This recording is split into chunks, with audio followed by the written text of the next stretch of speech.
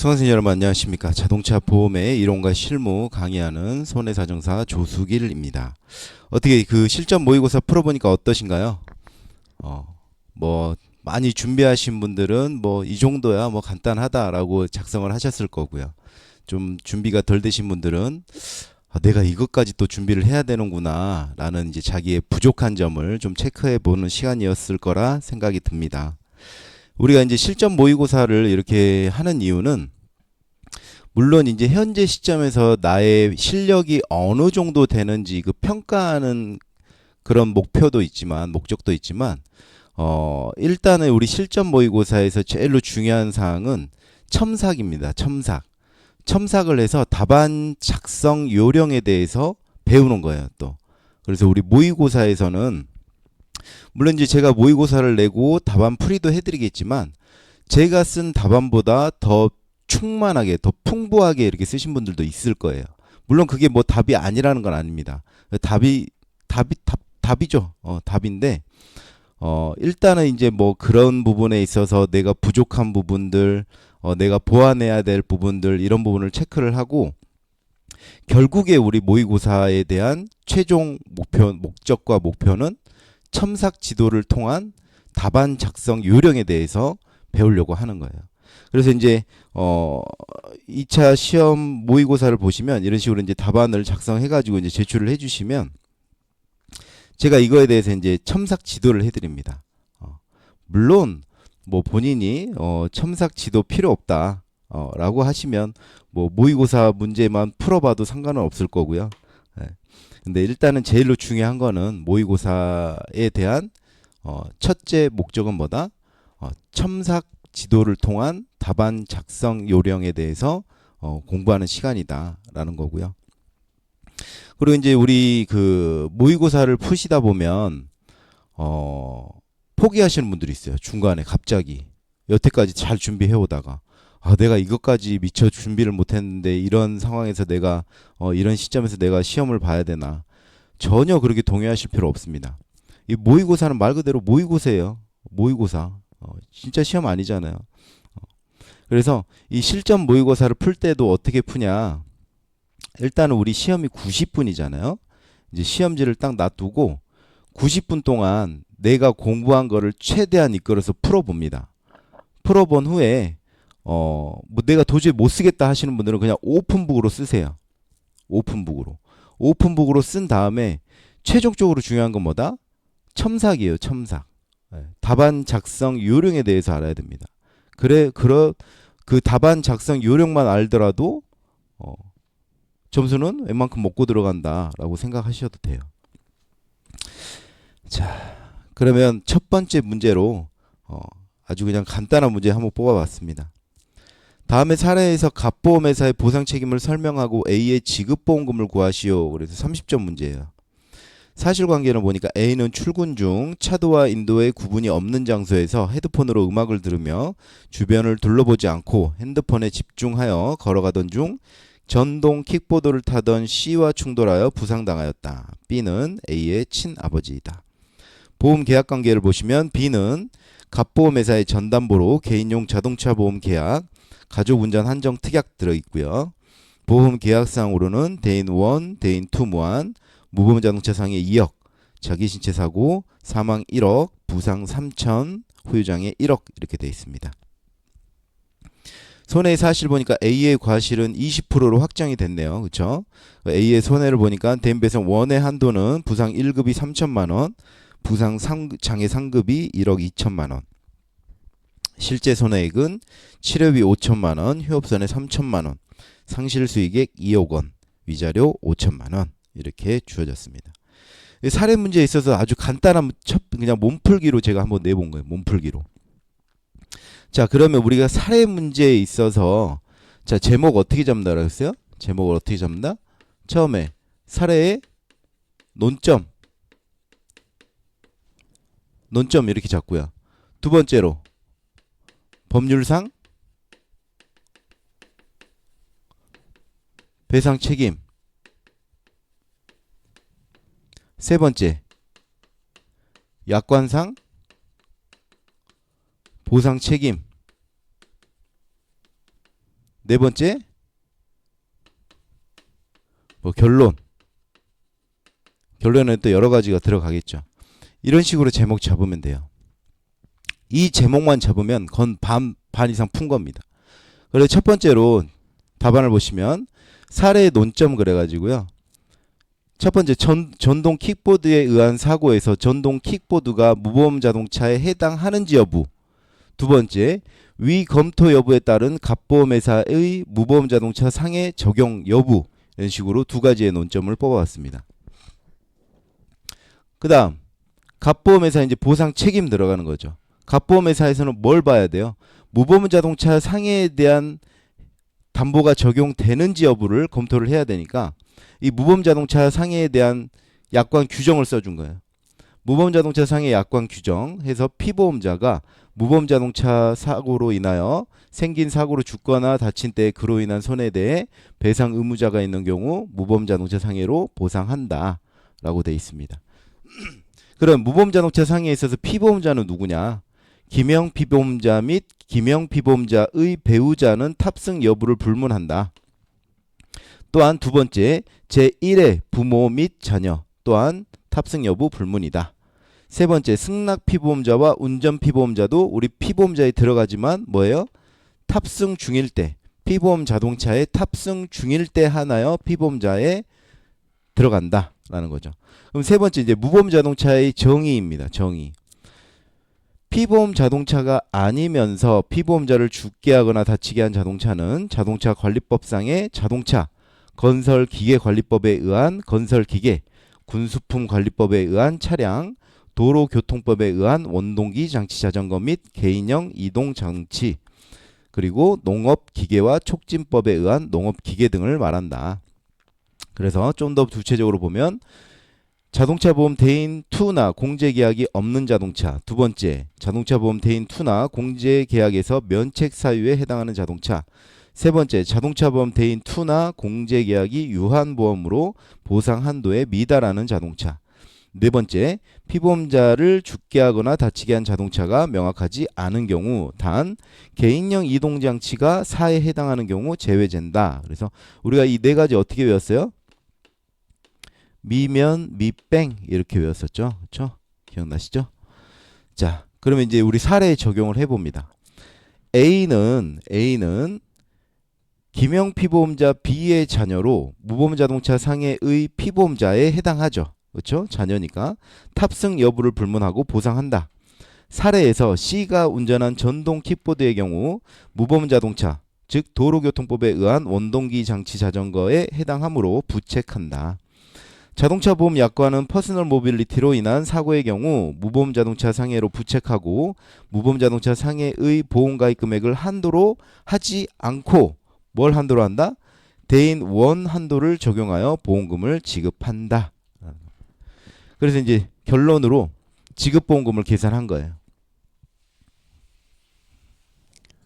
결론이죠, 결론. 자, 무보험 자동차 상해 지급보험금 즉 대인배상 원 한도에서 끝내야 되는 거죠. 첫 번째 과실 상계 후 손해액입니다. 치료비 5천만 원에 과실 20% 확정됐으니까 4천만 원, 휴업손해 3천만 원, 과실공제 후 금액 2,400만 원, 상실수익액 2억에 과실공제 1억 6천만 원, 위자료 5천만 원에 과실공제 4천만 원. 대인배상 원 부상금은 치료비와 휴업손해의 합산금액이 얼마예요? 6,400만 원이 3천만 원을 초과함으로 대인배상 원 부상 보험금 한도인 3천만 원을 그대로 보상한다. 대인배상 원에 있어서 후유장애 보험금 어때요? 후유장애 보험금은 상실수익액과 위자료 총액이 얼마예요? 2억이 우리 3급 한도가 얼마였어요? 1억 2천이었잖아요. 1억 2천만 원을 초과함으로 대인배상 원 후유장애 보험금 한도 1억 2천만 원을 한도로 보상한다. 그래서 지급보험금은 얼마다? 3천만 원 플러스 1억 2천만 원 해서 1억 5천만 원이 지급보험금이 된다라는 겁니다. 우리 작년 시험에 전동 킥보드에 대해서 설명하시오라는 시험이 나왔었죠. 그렇죠? 기억나시나 모르겠는데 나왔었어요. 그리고 이 부분에 있어서 또 중요한 거는 뭐냐면 간혹 가다가 예를 들어 부상 1급 3천만 원이다.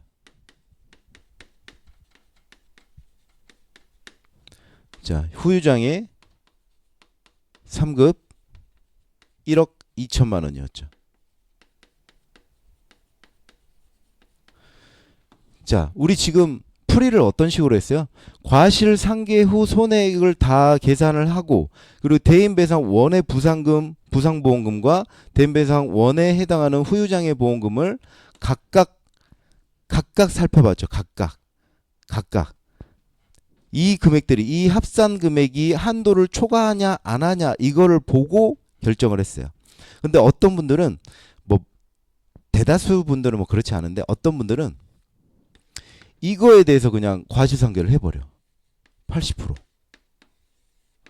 즉 무슨 말이냐, 이러한 일련의 과정 필요 없이 뭐 과정 이에 뭐 계산을 했는지 안 했는지 모르겠지만, 그냥 이 3천만 원에 2,400,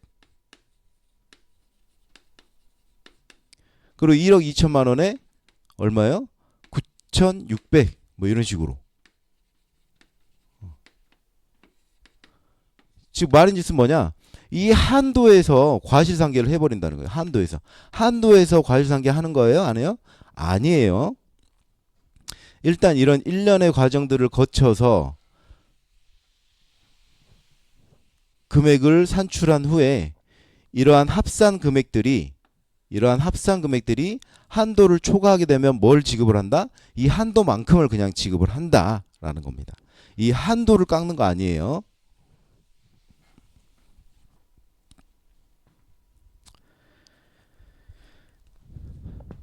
자, 그 다음 두 번째 문제가 뭐였나요? 대인배상에서 합의 후 피해자에게 발생한 후발적 손해에 대한 보상 처리에 관하여 약술하시오라고 했어요. 우리 뭐 이 내용들은 전부 다 우리 그 기본서랑 우리 심화 과정에서 다 했었던 내용입니다. 했었던 내용이니까 아주 그냥 가볍게 보고 훑어보고 넘어가겠습니다. 제일로 중요한 거 뭐라고요? 실전 모의고사에서 제일 중요한 거는 첨삭이에요. 첨삭. 자, 후발적 손해에 대해서 설명을 하라는 거죠. 그러면 첫 번째로 저는 제목을 합의 한번 잡아봤습니다. 합의에 대해서 좀 설명을 해주고 넘어가려고요. 합의에 대한 의의는 뭐냐? 합의란 재판에 의하지 않고 상호 양보하여 분쟁을 해결하는 당사자 간의 약정을 말하고 일종의 화해 계약을 말한다. 화해는 당사자가 상호 양보하여 당사자 간의 분쟁을 종지할 것을 약정함으로써 그 효력이 생긴다. 민법 제731조에 규정되어 있고요. 두 번째, 내용입니다. 첫 번째로 손해배상 청구권의 권리 포기가 들어가 있고요. 두 번째로 부재소 특약이 들어가 있습니다. 그러면 이 합의의 효력은 뭐냐? 합의 내용의 확정이라는 확정적 효력이 있고요. 두 번째로 새로운 법률 관계가 성립된다는 창설적 효력이 있습니다.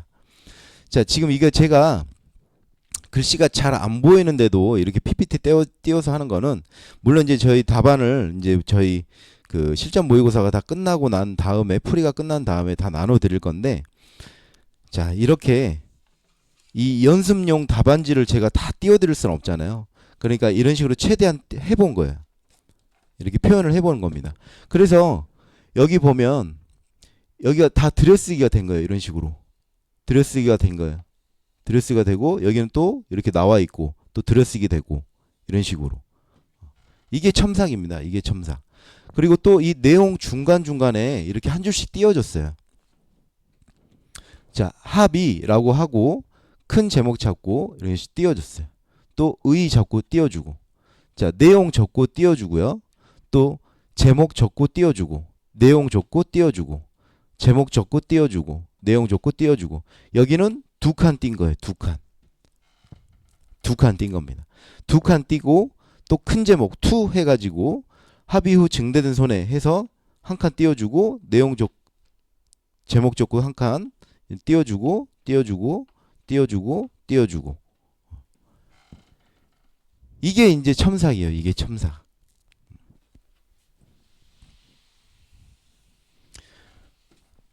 그리고 보시면 아시겠지만 이 시험지가 꽉 차 있는데, 자, 양쪽에 이런 식으로 빈칸을 좀 여분을 남겨놨어요. 그래야지 보기가 편해요. 더 깔끔해 보이고. 자, 내용 보시면 자, 두 번째 큰 제목 두 번째 2번 합의 후 증대된 손해 즉 후발 손해에 대해서 설명을 해봤습니다. 첫 번째로 원칙입니다. 원칙적으로 손해배상 청구권자가 배상 의무자와 합의한 후 더 이상 손해배상 청구권을 행사하지 못한다. 왜냐? 법률의 안정성 면에서 타당하다. 이는 두 번째, 효력 제한의 필요성이 있다. 합의 후 증대된 손해 또는 합의 당시 전혀 인식하지 못한 손해가 있었던 경우 합의의 효력을 이유로 권리 포기 조항을 적용할 경우 피해자 보호가 불가능하고 이를 우려하여 피해자는 합의를 시도하지 않을 수 있다. 따라서 법적 안정성을 침해하지 않는 범위 내에서 피해자를 구제할 필요성이 있다.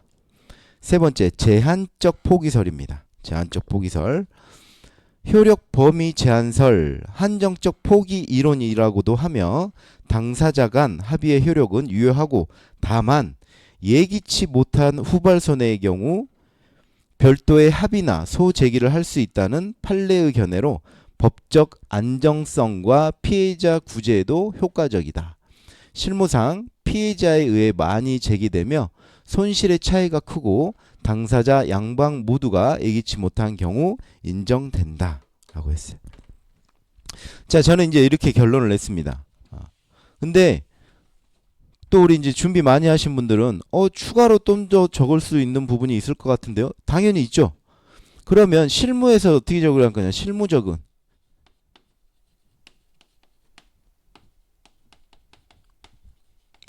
자, 후발 손해에 대해서 당사자 간에 예기치 못한 손해였다라고 해서 무조건 청구가 가능하냐? 그렇지 않죠. 뭘 써주면 되겠어요? 사고와 인과관계, 그쵸? 인과관계. 사고 이후에 계속적으로 그 부분에 있어서 치료를 받았는지, 경과관찰을 했는지, 그런 이 사고와 인과관계가 있어야지만이 저희가 보상 처리를 하거나 받을 수 있겠죠. 이런 부분도 이제 또 추가적으로 써주면 됩니다.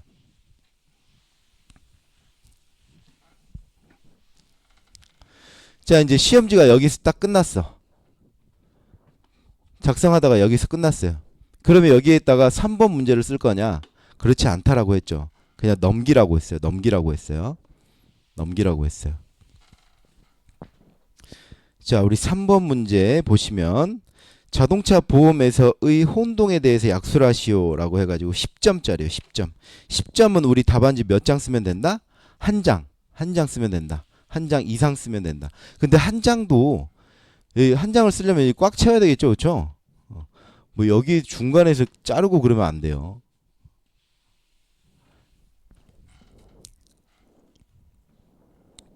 자, 혼동에 대해서 설명하시오라고 했어요. 첫 번째, 의 및 법률 규정입니다. 다시 한번 제가 이야기하지만 자, 이론에 대해서 사례 문제 말고요. 이론 문제에 대해서 문제를 딱 받았는데 기억이 안 나. 머릿속이 하얘. 그러면 연습용 답안지에다가 뭘 써보라고요? 의, 취, 요, 법, 위, 입, 비, 효 해가지고 이것들을 큰 제목을 잡고요. 그리고 이거에 해당하는 것들을 옆에다가 쭉쭉쭉쭉쭉 정리를 해보는 거예요. 물론 여기서 해당 안 되는 건 굳이 쓸 필요 없고요. 쭉쭉쭉쭉 써보는 거. 그런 다음에 답안 작성을 하는 겁니다. 자, 혼동에 대해서 이야기를 하라 그랬으니까 첫 번째 의 및 법률 규정에 대해서 작성을 해봤습니다. 혼동이란 채권과 채무가 동일인에게 귀속되는 것을 말한다. 민법 제507조에 채권과 채무가 동일한 주체에 귀속한 때에는 채권은 소멸한다. 그러나 그 채권이 제3자의 권리의 목적일 때에는 그러하지 아니하다라고 규정하고 있다. 자, 이런 답안 적을 때도 이 말 토시 하나가 틀리지 않으면 민법 제507조에 이런 식으로 언급을 해도 되지만 내가 아리까리해. 이 법 조문이 아리까리하면 굳이 이거 적을 필요 없어요. 굳이 적지 마세요. 자, 두 번째로 취지 및 효과입니다. 권리 의무를 간소화하기 위해 두고 있으며 혼동의 효과는 채권이 소멸한다. 세 번째로 자동차 사고에서의 혼동. 첫 번째 기본 적용입니다. 자동차 사고로 손해배상의 채권과 채무가 동일인에게 귀속되는 경우 채권은 소멸한다. 예를 들어 아버지가 자녀를 태우고 가던 중 아버지의 과실로 자녀를 사망하게 한 경우 아버지는 손해배상 의무자면서 손해배상 채권자가 된다. 따라서 아버지의 손해배상 채권은 혼동으로 소멸한다. 우리 이제 기본서에서도 공부를 했고요. 우리 심화 과정에서도 이 내용 확인했었습니다. 그렇죠? 자, 두 번째 예외 적용이 있다. 첫 번째, 피해자의 상속인이 직접적인 가해자가 아닌 경우이다. 내용을 보면 직접적인 가해자가 피해자의 상속인이 되는 경우 혼동으로 채권이 소멸한다. 피해자의 상속인이 직접적인 가해자가 아닌 경우에는 혼동이 적용되지 않는다. 예를 들어 아버지 자동차를 큰아들 A가 운전 중 작은아들 B와 A가 모두 사망한 경우 아버지는 A의 손해배상 채무와 B의 손해배상 채권을 동시에 취득한다. 이 경우 판례는 혼동 이론이 적용되지 않는다라고 본다. 두 번째입니다. 가해자가 상속을 포기한 때. 가해자가 상속을 포기한 경우에도 혼동이 발생하지 않는다. 가해자의 고유 상속분은 다른 공동 상속인에게 그 권리가 이전된다. 세 번째, 동시 사망으로 인한 대습 상속. 형제자매 사이인 교통사고의 가해자와 피해자가 교통사고로 동시에 사망한 것으로 추정되어 가해자의 직계 비속 또는 배우자가 피해자의 보험자에 대한 직접 청구권의 전제가 되는 자동차 손해배상보장법 제3조에 의한 피해자의 운행자에 대한 손해배상 청구권은 대습하여 상속한 경우에도 피해자의 손해배상 청구권은 상속에 의한 혼동에 의하여 소멸되지 않는다라고 결론을 내봤습니다. 자, 이거를 우리 이 답안지에다가 쓰면 한 장 반에서 두 장도 거뜬히 나와요. 왜냐? 뭐 들여쓰기 하고요. 들여쓰기도 하고 이런 식으로 띄라고 그랬죠. 여기 두 칸 띄고 쓰고 두 칸 띄고 쓰고 띄고 쓰고 띄고 이런 식으로. 여기에서 이 부분도 띄어도 돼요. 이 부분도 이런 식으로. 저는 이제 한 장이 끝내려다 보니까 이렇게 한 거고요. 그리고 우리 시험지 작성할 때 어떻게 한다 그랬어요? 예를 들어서 자 1번이 좀 전처럼 30점짜리야. 자 2번이 10점짜리고 3번 문제가 10점짜리예요. 자 1번을 풀려고 그랬더니 내가 잘 모르겠어. 그러면 바로 첫 페이지부터 2번 들어갈까요? 이렇게 하지 마시라고요. 이렇게 하지 말고 자 순서도 웬만하면 지켜줘야 됩니다. 자 1번 문제가 30점짜리다라고 하면 시험지 4장 정도를 그냥 넘겨요. 단 넘기기 전에 첫 번째 시험지에다가 자 1번 문제는 써야 되겠죠. 1번 문제는 써야지. 전동 킥보드에 의한 킥보드 사고. 이러고 4장을 넘깁니다. 4장을 넘기고 그 다음에 2번 해서 뭐 방금 후발손해였나요? 후발손해. 이러고 이제 작성을 하고 넘어가는 거예요. 그리고 만약에 내가 이렇게 쭉쭉 쓰다가 지난번에도 이야기했지만 쭉 쓰다가 애매하게 끝나. 애매하게. 이거를 확 넘기지 않는 이상 내가 여기에 작성한 문제를 답안을 우리 채점자가 보기가 힘들다라고 하면 여기다가 뒷면 계속 이렇게 써줘도 된다라고 했어요. 뒷면 계속. 그래야지 여기가 끝났나? 분명히 그 다음에 또 사 해가지고 뭔가 설명을 해놨는데 그 내용을 놓치면 안 되잖아요. 그래서 뒷면 계속 이렇게 써주고, 단 이 뒷면 계속을 이런 분들이 있어요. 이제 내가 검정색 펜으로 잘 쓰고 있다가 이거 혹시나 못 볼까봐, 우리 채점자들이 혹시나 못 볼까봐 요거를 빨간색이나 파란색으로 뒷면 계속 이러면 안 돼요. 이 우리 시험지 작성하는 거는 무조건 한 색으로 끝내야 됩니다. 내가 검정색으로 시작했다라고 하면 검정색 볼펜으로 끝내는 거고요. 내가 만약에 파란색 볼펜으로 시작했다라고 하면 파란색 볼펜으로 끝내는 거예요. 볼펜 두 개 막 섞어서 쓰면 안 돼요, 절대로.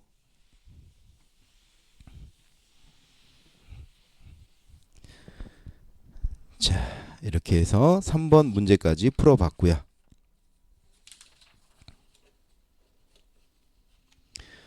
자, 그 다음 우리 4번 문제에 10점짜리 문제였고요. 또 자동차 보험 약관상 유상운송 면책에 대하여 설명하시오 라고 했어요. 유상운송 면책. 우리 유상운송 면책 공부 많이 했잖아요. 그쵸? 기본이에요. 기본. 자, 문제 4 해가지고 유상운송 면책 이렇게 써놓고 만약에 이걸 못 풀 것 같다라고 하면 이게 10점짜리니까 그래도 여유 있게 2장 넘기라는 거예요. 2장 넘겨놓고 그 다음에 4번 문제 풀라는 거죠. 자, 이것도 똑같아요. 문제 적어놓고 한 칸 띄고, 자, 로마자 1번 해서 약관 규정 해가지고 한 칸 띄었어요.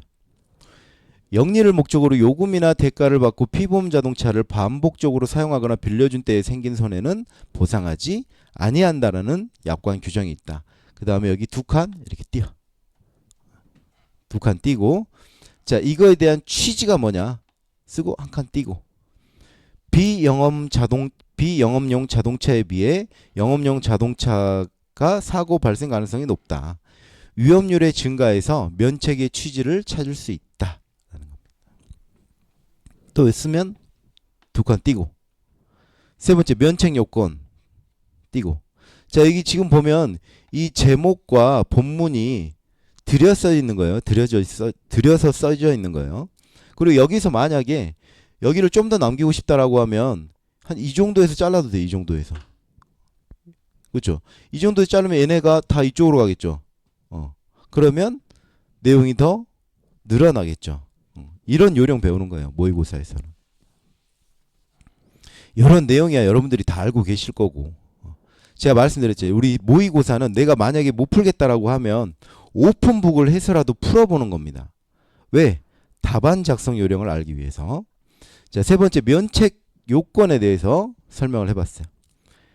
유상성, 즉 요금이나 대가를 받고 영리를 목적으로 사용하거나 빌려준 때와 반복성, 일회성은 면책되지 않는다. 반복적으로 유상행위를 해야만 한다. 이 유상성과 반복성을 요한다. 그래서 여기 또 2칸 띄고, 자, 4 해서 예외 규정 했습니다. 첫 번째로 장기 임대차 있죠. 자, 예외 규정하고 여기 띄고, 장기 임대차 쓰고 띄고, 임대차 계약, 즉 계약 기간이 30일을 초과하는 경우에 한한다. 이에 따라 임차인이 피보험 자동차를 전속적으로 사용하는 경우, 다만 임차인이 그 피보험 자동차를 영리를 목적으로 요금이나 대가를 받고 반복적으로 사용하는 경우 보상하지 않는다. 라는 거죠. 여기 띄고, 출퇴근 시간 승용차 함께 타기 또한 예외 규정이다. 또 띄고, 피보험자와 동승자가 실제 출퇴근 용도로 출퇴근 시간대, 즉 오전 7시부터 오전 9시까지 및 오후 6시부터 오후 8시까지를 말하며 토요일, 일요일 및 공휴일인 경우 제외한다. 예, 자택과 직장 사이를 이동하면서 승용차 함께 타기를 실시한 경우. 자, 5번째 여기 이제 2칸 띈 거예요. 2칸 띄고, 5번째 유의사항 쓰고 띄고, 출퇴근 시간대 적용, 탑승 시간을 기준으로 적용한다. 오전 8시에 탑승하여 오전 9시 10분에 사고가 발생한 경우 승. 자, 이렇게 끝나면 굳이 여기 뒷면 계속 필요 없잖아요. 그렇죠? 뒷면 계속 쓸 필요 없잖아. 계속 이어지고 있잖아요. 그렇죠? 제가 말한 뒷면 계속은 여기에서 끝났을 때, 여기에서 딱 끝났다. 근데 뒤편에 내가 또 이런 내용을 적어 놓은 게 있어. 라고 하면 우리 채점자가 이 내용을 봐야 될 거 아니에요. 여기서 끝나면 아, 이 사람은 여기에서 그냥 마무리를 했나 보다 라고 채점자가 또 뒤를 안 볼 수도 있으니까 여기서 끝나면 여기서 뒷면 계속 라고 써주라는 거예요.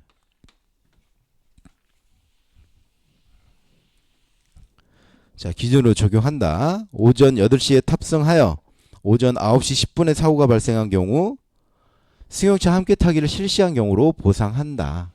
또 내용 끝났으니까 띄고 또 제목 적어주고 외부 출장인 경우 띄고 사무실 업무를 위해 직장 이외의 장소로 출근 중에 발생한 카풀 사고도 정상 출근 중 사고로 적용한다.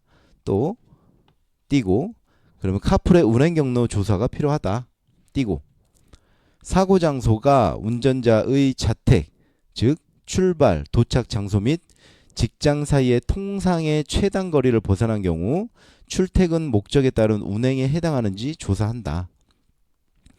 여객자동차 운수사업법 취지에 따라 피보험 자동차의 운전자 및 이용 승객 모두 출퇴근 목적인 경우에 한하여 보상 처리 가능하며 그 외의 출퇴근 목적이 아닌 경우는 면책 사유에 해당한다.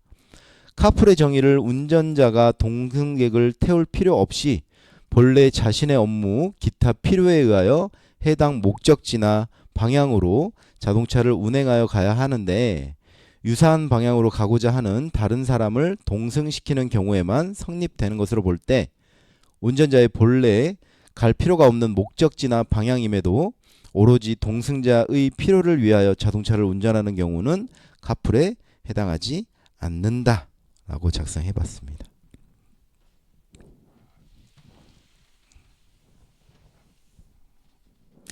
자, 여러분이 작성한 답안과 제가 작성한 답안이 많이 틀리진 않을 거예요. 근데 제가 이렇게 답안을 보여드리는 이유는 여러분이 답안을 작성을 한 부분에 있어서 보충하라는 겁니다. 말 그대로. 보충하라는 거예요. 보충. 다시 한번 말씀드리면 이 모의고사에서의 답안은 중요하지 않아요. 오죽하면 제가 오픈북으로 그냥 작성하라고 하잖아요. 그렇죠? 중요한 건 뭐다? 첨삭 지도에 따른 답안 작성 요령이다.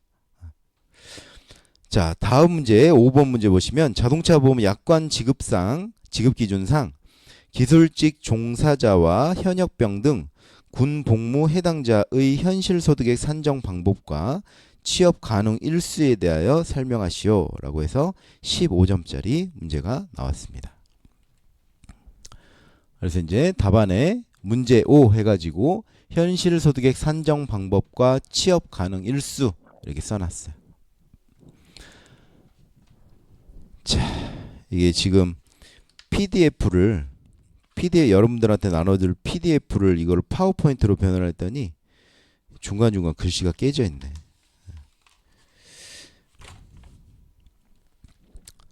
자, 첫 번째로 현역병 등 구체적 현실 소득의 산정 방법입니다. 자, 이거 똑같아요. 문제 쓰고 뭐 여기서 두 칸 띄워도 돼. 한 칸 띄고 이렇게 쓰고 자, 이런 식으로 원 잡고 한 칸 띄고 또 띄고 자, 대신에 얘는 점점 이렇게 들여 쓰는 거예요. 이런 식으로. 병역 복무자, 급여소득자는 제외하고요. 병역법에 따른 자녀 복무 기간에 대하여 공무원 보수 규정에 따른 소득을 인정한다. 병역법에 따른 자녀 복무 기간이라고 함은 현역법은 병역법 제19조에 따른 기간, 의무소방원, 의무경찰은 병역법 제25조에 따른 기간, 사회복무요원은 병역법 제42조에 따른 기간에 대해 사고 발생일 기준으로 계산한 기간을 말한다. 따라 쓰고 또 여기 띄고 자, 두 번째 현역병 등 병역 복무 예정자 또 쓰고 띄고 병역법에 따른 자녀 복무 기간에 대해서는 공무원 보수 규정에 따른 소득을 인정하되 현역병 육군을 기준으로 하고 공무원 보수 규정에 따른 소득이라 함은 공무원 보수 규정에 따른 병 계급별 월 지급액의 산술 평균을 말한다. 썼으니까 군 복무자 생활비 공제 예외. 현역병 등 병역 복무 또 예정자도 마찬가지고요. 자녀 복무 기간에 대해서는 본인의 생활비를 공제하지 않는다. 여기 또 이렇게 크게 두 칸 띄고, 자, 기술직 종사자 여기 띄는 거예요. 기술직 종사자는 대한건설협회에서 조사한 공사부문 또는 중소기업 협동조합 중앙회에서 조사한 제조부문에서 근로 중인 자를 의미한다. 약관에서는 급여소득이나 사업소득을 얻고 있는 자 또는 기타 유직자에 해당하는 자가 기술직 종사자에 해당할 경우에는 기술직 종사자에 해당하는 현실소득액을 인정하도록 규정하고 있다. 띄고, 첫 번째로 기술직 종사자의 월평균 현실소득액 산정 대상 기간 띄고, 사고 발생 직전 1년 해당 기술직 직종에 종사하였음을 관련 서류를 통해 증명시 기술직 종사자를 인정한다. 또 띄고, 2. 기술직 종사자의 월평균 현실소득액 산정 방법 띄고, 통계법 제15조에 의한 통계 작성 승인기관, 즉 공사부문에서는 대한건설협회, 제조부문, 중소기업 중앙회가 조사 공표한 노임에 의한 해당 직종 임금과 급여소득, 사업소득, 기타 유직자 소득 인정 기준에 따른 임금 중 많은 금액을 현실소득액으로 인정한다. 라고 정리해봤습니다. 자, 이렇게 저랑 이렇게 풀어나가 보니까 답안 작성을 이런 식으로 해야 되겠구나. 어느 정도 감이 잡히셔야 돼요. 이 내용은 여러분들이 채우는 거잖아요. 그렇죠? 여러분들이 채우는 거고, 이 답안 작성에 대해서 자, 여기서 이제 또 써놨네요. 뒷장 계속. 저도 이 답안을 적어놓고 지금 깜빡했어요. 뒷장 계속 있는 걸 못 봤어. 자, 그러면 세 번째로 취업 가능 연한에 대해서 설명을 덧붙였습니다. 첫 번째 원칙, 이것도 똑같아요. 띄고 이런 한 줄짜리 띄기 애매한데요. 띄세요. 그냥 띄어도 돼요. 취업 가능 연한을 19세부터 65세까지로 모아 취업 가능 월수를 산정한다. 두 번째 예외, 별도의 규정이 있는 경우 법령, 단체 협약 또는 별도의 정년에 관한 규정이 있으면 그에 따라 취업 가능 월수를 산정한다. 이것도 지금 보면 제가 여기다가 꾸역꾸역 이렇게 안 붙였잖아요. 상관없어요. 하나 더 내려가지고 칸을 더 차지하면 되는 겁니다. 이렇게 한다가 좀 애매하게 나오면 여기까지 내려가지고 여기 쓰면 되잖아요. 산정한다. 또 띄고, 사망 또는 노동력 상실률 기준으로 62세 이상인 경우 띄고, 이런 식으로 이제 표를 만들어. 피해자의 나이, 취업 가능 열수, 62세부터 67세 미만은 36개월, 67세부터 76세 미만은 24개월, 76세 이상은 12개월. 자, 세 번째, 정년이 65세 미만인 급여소득자인 경우. 여기 또 띄는 거예요. 띄어. 정년이 65세 미만인 급여소득자인 경우 정년 이후 65세에 이르기까지의 현실소득액은 피해자의 사망 또는 노동력 상실 당시의 일용근로자임금을 인정한다. 또 띄고, 외국인의 경우 취업가능 월수, 여기 또 띄고, 약관에서는 적법한 일시 체류자와 적법한 취업활동자 그 외의 경우로 구분하여 취업 가능 월수를 규정하고 있다. 또 띄워도 돼. 적법한 일시 체류자의 현실소득액 산정은 취업활동이 없었던 경우 본국의 소득 기준을 적용한다. 이거는 지금 전화를 하면서 그런 건데 그냥 옆에 쭉 써주는 거예요. 자, 두 번째, 취업활동을 한 경우. 국내에서 취업활동을 한 경우 사고일부터 3년은 국내 소득 기준을, 이후에는 본국의 소득 기준을 적용한다. 또 띄워.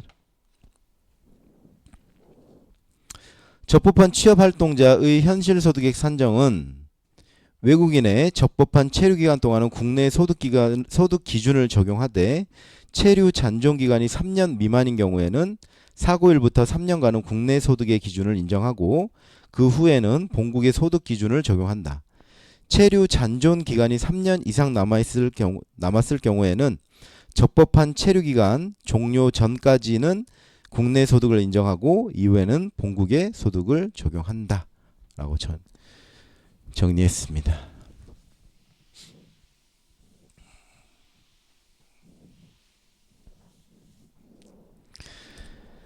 자, 그렇게 해서 우리가 5번 문제까지 풀어봤고요. 이제 6번 문제 풀어보도록 하겠습니다. 여러분들 제가 항상 얘기하는데 체력 관리 잘 하셔야 돼요. 체력 관리. 저도 지금 약간 이 더웠다 추웠다 더웠다 추웠다 더웠다 시원했다 막 이러니까 냉방병이 지금 오려고 하는 것 같아요. 절대 아프지 말고 건강관리 잘 하시면서 마지막 끝까지 완주할 수 있게끔 또 관리 잘 하시기 바랍니다. 자, 6번 문제 보면 자동차 보험 지급 기준상 일용 근로자 임금을 적용하는 경우를 기술하시오. 그래서 10점짜리가 나왔어요. 10점짜리. 자, 문제 6번 해서 일용 근로자 임금 문제 적었고요. 첫 번째로 일용 근로자의 임금. 자, 이게 의 되겠죠. 의. 자, 띄고 일용 근로자 임금이라 함은 통계법 제15조에 의한 통계 작성 승인기관, 즉 공사부문은 대한건설협회, 제조부문은 중소기업 중앙회의 통계법 제17조에 따라 조사 공표한 노임 중 보통인부의 임금을 적용하여 아래와 같이 산정한다. 그래서 제조부문 보통인부 임금 플러스 제조부문 단순 노무종사 임금 나누기 2 곱하기 25다. 분수가 깨져서 나왔어요. 분수가. 자, 그리고 이제 두 칸 떼주고 자동차 보험 약관에서 일용 근로자 임금을 적용하는 경우 해서 한 칸 띄고 첫 번째로 현실 소득액을 증명하기 곤란한 자. 여기에서 급여소득자, 사업소득자, 그 밖에 유직자가 들어가고 또 다 이렇게 한 칸씩 떼어준 거예요. 다 이렇게 한 칸씩 떼어준 겁니다. 두 번째로 미성년자로 19세 이후는 일용근로자 임금이다. 휴업손해는 제외된다. 세 번째, 휴업손해 왜 제외되는지 아시죠? 휴업으로 인한 감소가 있어야지만 인정해 주잖아요. 그렇죠? 자, 세 번째, 가사노동자. 즉 2인 이상 구성세대로 경제활동을 하지 않고 있는 자. 네 번째, 무직자, 학생 포함. 다섯 번째, 현역병 등 군 복무 해당자, 군 복무 예정자도 포함된다. 여섯 번째, 소득이 두 가지 이상이나 두 소득 모두 입증이 불가능한 경우. 일곱 번째, 외국인 중 현실 소득액 증명이 불가능한 자, 외국인 중 무직자, 학생, 미성년자 들어간다. 여덟 번째로 사업소득자 중 본인이 없더라도 사업의 계속성이 유지될 수 있는 경우. 아홉 번째, 취업 가능 연한이 사회통념상 65세 미만인 직종에 종사하는 자인 경우 해당 직종에 타당한 취업 가능 연한 이후 65세에 이르기까지의 현실 소득액은 사망 또는 노동능력 상실 당시에 일용근로자 임금을 적용한다. 라고 해서 정리를 마쳐봤습니다. 자, 이제 일곱 번째 마지막 문제. 우리 15점 문제였죠. 15점짜리. 자, 문제 보시면 향후 치료비의 개념과 자동차 보험에서 인정되는 향후 치료비의 유형 그리고 인정 기준을 약술하시오. 라고 했습니다. 우리 지금 2026년에 향후 치료비에 대해서 뭔가 의견이 오고 가고 있는 것 내용 알고 계시죠? 뭐 우리 시험에 해당은 없을 것 같습니다. 2026년에 반영을 한다라고 하니까 뭐 큰 내용은 그거예요. 경상 환자에만 사용을 하겠죠. 12급에서 14급에 해당하는 그 경상 환자들은 아마 이제 앞으로 합의금에 있어서 향후 치료비에 대한 항목이 없어진다라는 겁니다. 이것 가지고 이제 우리 실무하시는 분들은 무슨 내용인지 딱 아시는데 우리 이제 수험생 여러분들 실무를 적응 이제 실무의 경험이 없으신 분들은 이게 무슨 말이지? 12급에서 14급에 대해서 향후 치료비가 인정되지 않는다. 자, 우리가 부상에 대해서 자, 예를 들어 12급 부상 12급에 대해서 처리를 한다라고 하면 항목이 뭐가 있나요? 위자료라, 휴업손해,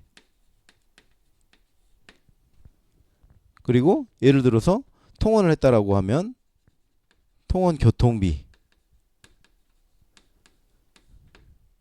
이런 식으로만 계산을 해줘야 되잖아요, 원래는. 그럼 이거를 계산하면 통상 뭐 70에서 80만 원 정도 나옵니다. 뭐 많게는 한 100만 원까지 나온다라고 치면 이 금액을 이제 보상과 직원이 산출을 해가지고 피해자에게 제시를 해요. 이러이러해서 계산을 해보니까 70에서 80만 원, 많게는 100만 원, 뭐 예를 들어 100만 원 정도 나온다. 합의하시죠. 라고 하면 피해자는 나 합의 못하겠다. 내가 손해본 것도 이만저만이 아니고 통상 이렇게 나오는 것들 있잖아. 그러면 150만 원은 줘라. 150만 원 받아야 되겠다.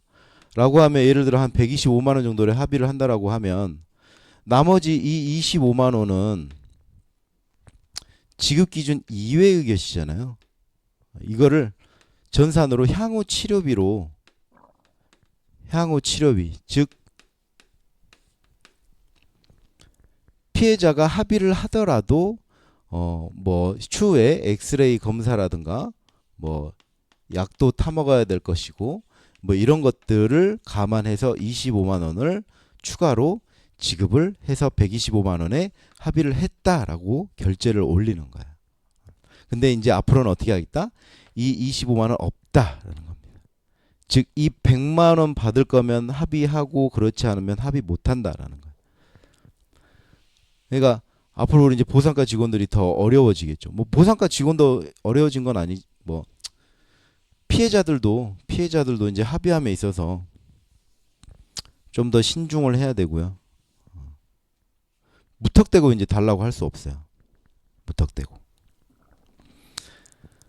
자, 그 내용은 2026년도부터 이제 변경이 될 거라고 하니까요. 그 내용이 또 이렇게 추가적으로 공표가 되면 제가 정리해서 우리 수강생 여러분들께 또 말씀드리도록 하겠습니다. 우리 문제 7번 향후 치료비에 대해서 이야기를 하라 그랬어요. 향후 치료비에 대해서. 여기에서 말한 향후 치료비는 방금 제가 말한 향후 치료비랑 틀린 거예요. 그렇죠? 자, 첫 번째 의입니다. 의. 향후 치료비는 현재 기준 시점 이후 장래에 소요 발생될 것으로 추정되는 예상 치료비를 말한다. 또 두 칸 띈 거죠. 두 칸 띈. 자, 의 쓰고 한 칸 띈 거고. 자, 두 번째 인정 요건 띄고. 외상과 상당 인과관계가 있는 치료로 인한 비용이어야 하고 장래에 반드시 필요한 치료에 대한 비용이어야 한다. 사회 통념상 인정되는 수준에서 금액적 타당성이 인정되어야 하고 의학적으로 타당한 치료 행위에 의한 비용이어야 한다. 여기 또 두 칸 띈 겁니다. 그럼 이제 향후 치료비의 유형에 대해서 보는 거죠. 유형 쓰고, 자 여기 성형수술 쓰고 한 칸 띄워도 돼요. 한 칸 띄고, 안면부 또는 노출면 사고로 인해 발생된 반응을 제거하기 위한 성형수술 비용을 인정한다. 여기 또 한 칸 띄고요. 두 번째 치아보철비 한 칸 띄워도 돼. 사고로 치아보철을 시행한 경우 금주조관 보철, 자동차 사고에서 임플란트도 1일치당 1회 인정한다. 띄고, 내고정물 제거 비용 띄고, 골절 치료 후 체내에 삽입된 금속정 등의 내고정물을 제거하기 위한 비용을 보상한다. 띄고, 항경련제 또 띄고, 두개골 골절 등으로 뇌손상이 있는 경우 외상성 간질을 초래할 수 있는 경우 항경련제 투약 비용을 보상한다. 띄고, 다섯 번째, 의료 보조기 비용 띄고. 식물인간이나 사지마비 환자의 경우 추후 발생될 수 있는 의료용품 및 관련 비용을 보상하고 의족, 의수, 특수 침대 등 내구 연한을 확인하여 재구입 비용을 보상한다. 자, 여기서 이제 애매하게 끝났어. 뒤에 또 있는데. 그래서 여기서 뒷장 계속 이런 식으로 써준 겁니다.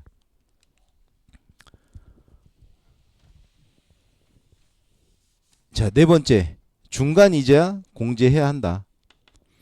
계속적이고 반복적으로 지출되는 의료기구나 고관절 치환술, 치아보철비, 요도 확장 수술비 등은 중간 이자를 공제하여 지급한다. 성형 비용이나 금속정 제거 수술 등의 일회성 비용은 중간 이자 공제하지 않는다. 자, 이렇게 해서 우리 제1회 2025년 제1회 실전 모의고사 풀이 함께 봤습니다.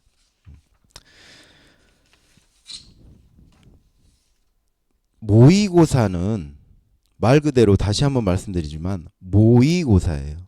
연습해보는 거예요. 연습. 그래서 우리가 모의고사를 보며 이렇게 모의고사 문제를 받아보면서 동시에 내려놓으신 분들이 있는데 절대 그러면 안 돼요. 여태까지 준비한 게 더 많습니다. 이 실전 모의고사는 제가 그냥 그 중간중간 뽑아본 거고, 그리고 실전고사의 최종 목적은 뭐다? 답안지를 어떻게 작성하는지 그 요령을 여러분께 알려드리는 거예요. 이 내용들은 지금 남아있는 시간에 충분히 보완하면 돼요. 보충하면 됩니다. 그러니까 이 실전 모의고사를 풀어봄에 있어서 내 실력에, 자신의 실력에 실망하셨던 분들도 실망하실 필요 없어요. 실망하실 필요 없이 지금 충분히 보완할 수 있으니까 저와 같이 또 준비하시면 되고요. 일단은 이 모의고사는 제가 다시 말씀드리지만 답안지 작성 요령에 대한 공부를 하는 거예요. 내용은 여러분들께서 충분히 보완하고 또 이끌어갈 수 있습니다. 자, 우리 고생하셨고요. 다음 2025년 2회 실전 모의고사 때 또 뵙겠습니다. 고생하셨습니다.